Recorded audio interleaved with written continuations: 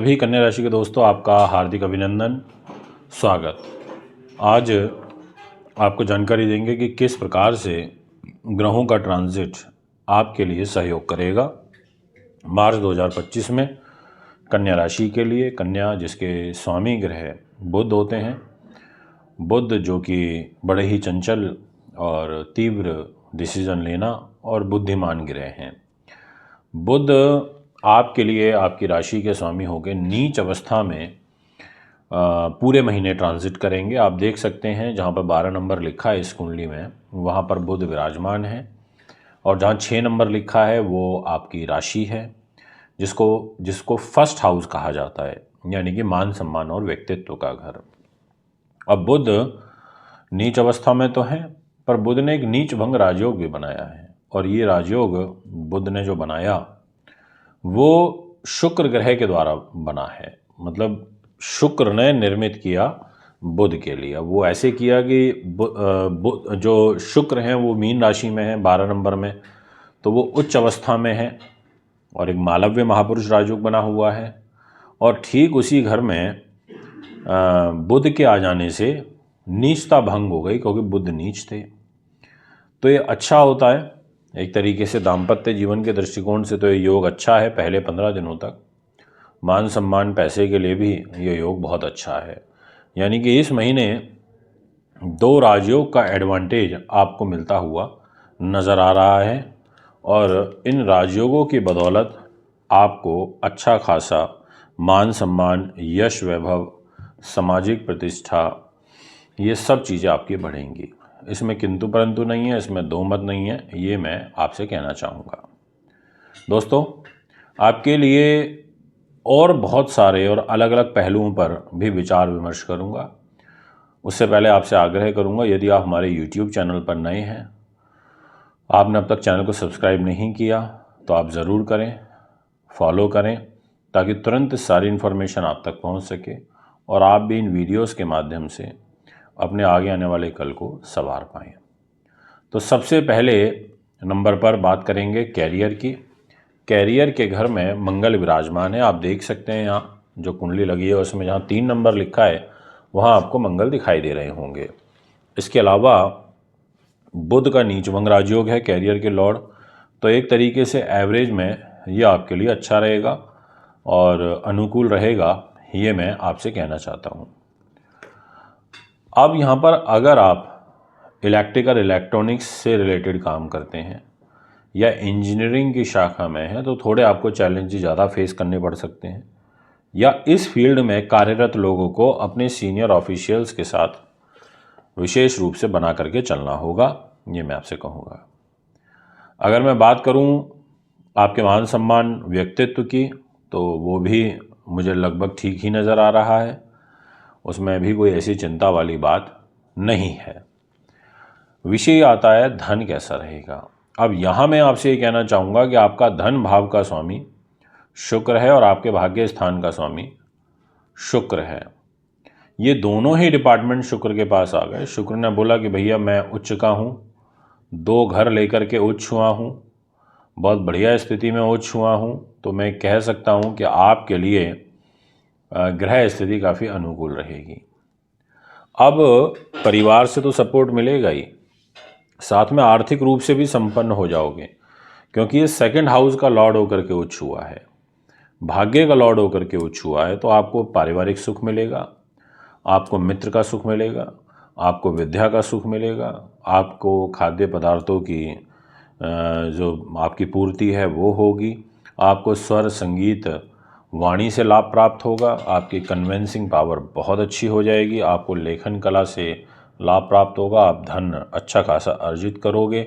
ऐसी जो ग्रह स्थिति है वो यहाँ पर बनती हुई नज़र आ रही है। क्रय विक्रय से आपको लाभ प्राप्त होगा, धार्मिक प्रयोजनों से आपको लाभ प्राप्त होगा, तीर्थ यात्राओं के आपके बहुत सुंदर योग इस मार्च महीने में दिखाई दे रहे हैं, विदेश यात्रा का सुंदर अवसर आपको प्राप्त होगा। इसके अलावा आपको विशेष रूप से विद्या सुख तो मिलेगा ही, और आपकी धार्मिक प्रवृत्ति के साथ साथ दान की जो प्रवृत्ति है वो भी काफ़ी बढ़ेगी। आपकी यश कीर्ति भी इन दिनों में, मार्च के महीनों में बढ़ती हुई नज़र आ रही है। अगर मैं स्वास्थ्य के दृष्टिकोण से बात करूं तो मैं ये कहना चाहूँगा कि हेल्थ के घर में आप देखिए जहाँ 11 नंबर लिखा है वहाँ सूर्य शनि विराजमान है। ये योग अच्छा नहीं होता। अगर सूर्य शनि दोनों ही छठे भाव में बैठे होंगे तो थोड़ा स्वास्थ्य पर तो गड़बड़ लेकर के आते हैं। और इस घर का जो लॉर्ड शनि है वो खुद इसी घर में बैठा है। और जो खर्च का लॉर्ड है यानी कि जिसको व्यय कराना है, जिसको आपको फाइनेंशियली चीज़ों को आगे बढ़ाना है खर्च के रूप, वो सूर्य है जहाँ 5 नंबर लिखा है। और वो 5 नंबर का लॉर्ड होकर के छठे भाव में चला गया। पहले 14 दिनों तक ये छठे भाव में रहेगा। अब 12वें भाव में आप पर खर्च कोई लग सकता है, आपका जो है आप पर कोई दंड लग सकता है, आपके गलत व्यसनों पर पैसे खर्च हो सकते हैं, आपको शत्रु पक्ष से हानि उठानी पड़ सकती है पहले 14 डेज़ में। इसके अलावा आपको भारी स्थानों की, दूर के स्थानों की यात्रा करने से बचना चाहिए। विशेष रूप से आपको पेट से संबंधित विकार परेशान करेंगे, आँखों की रोशनी आपको परेशान करेगी, आपके साथ कोई धोखा या फिर कोई षड्यंत्र रचा जा सकता है। इस प्रकार की जो ग्रह स्थितियां हैं वो आपकी राशि के अनुसार बनती हुई नज़र आ रही हैं।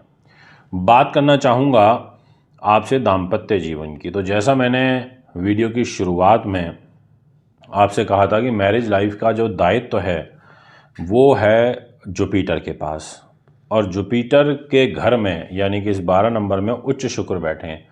अब एक चीज़ आपको बहुत स्पष्ट रूप से कह देना चाहता हूँ कि आपको अपने व्यापारिक पार्टनर से कोई विशेष सहयोग फर्स्ट 14 डेज़ में प्राप्त होगा। आपका कोई व्यापारिक समझौता अगर आप करना चाहते हैं तो फर्स्ट 14 डेज़ में कर सकते हैं। इसके अलावा आपको यहाँ पर लघु यात्राओं का सुंदर योग बन रहा है। आपका दैनिक जो आय है वो यहाँ पर बढ़ेगी। आपका कोई समझौता यहाँ पर हो सकता है। आपके प्रत्यक्ष या अप्रत्यक्ष रूप से जो शत्रु हैं उनसे आपको थोड़ा रिलीफ मिलेगा। ऐसी भी ग्रह स्थिति यहाँ पर मुझे नज़र आ रही है। सुख साधन, प्रॉपर्टी, वाहन, ज़मीन, जायदाद यदि आप खरीदना चाहते हैं तो उसके लिए ये पूरा महीना अनुकूल है, आप ले सकते हैं। यदि आप राजनीति में हैं तो पॉलिटिकल सफलता भी आपको प्राप्त होगी, ये भी मैं आपसे कह देना चाहता हूँ, इसमें भी कोई दो मत नहीं है। इसके अलावा विद्यार्थियों के लिए थोड़ा सा ये महीना उतना अनुकूल नहीं है क्योंकि गुरु की नवम दृष्टि नीच की, वो भी एजुकेशन और अकस्मात धन लाभ, बुद्धि उन्नति के घर में आ रही है। और खुद एजुकेशन का लॉर्ड छठे भाव में है तो ये यहाँ पर एजुकेशन को तो डिस्टर्ब करते हैं। इसके अलावा आपके लाभ स्थान के जो लॉर्ड हैं वो चंद्रमा हैं, वो आपको संतुलित लाभ विदेशों से देते रहेंगे। बड़े भाई बहनों से उतने अच्छे रिलेशन आपके मेंटेन नहीं हो पाएंगे। इस प्रकार की जो ग्रह स्थितियां हैं वो यहाँ पर दिखाई पड़ रही हैं। अब मैं आपसे बात करना चाहूँगा कि आपको रेमेडियल पार्ट के दृष्टिकोण से क्या करना चाहिए। तो सबसे पहली चीज़ कि आपको बुध की रेमेडी ज़रूर करनी है। ओम बुधाय नमः का जाप करिए, श्री गणेशाय नमः का जाप करिए, एक माला श्री गणेशाय नमः की रोज़ाना करिए, अच्छा रहेगा। और हरे वस्त्र कम धारण करिए, हरी चीज़ों का हरी मूंग की दाल 1.25 किलो बुधवार के दिन किसी ज़रूरतमंद व्यक्ति को दान करिए। इसके अलावा आप शनि की पूजा करिए, वो आपके लिए अच्छा रहेगा। यानी कि काले नीले तो पहन नहीं है, साथ में शनि मंदिर में जाके आप सरसों का तेल, काले तिल ये सब भी दान कर सकते हैं। तो ये एक ओवरऑल ओवरव्यू है आपकी कन्या राशि का। यदि आप अपनी कुंडली बनवाना चाहते हैं, दिखाना चाहते हैं, पूजा पाठ, रत्न रुद्राक्ष लेना चाहते हैं तो उसके लिए भी आप मुझे संपर्क कर सकते हैं। अभी आपसे इजाज़त चाहूँगा। नमस्कार।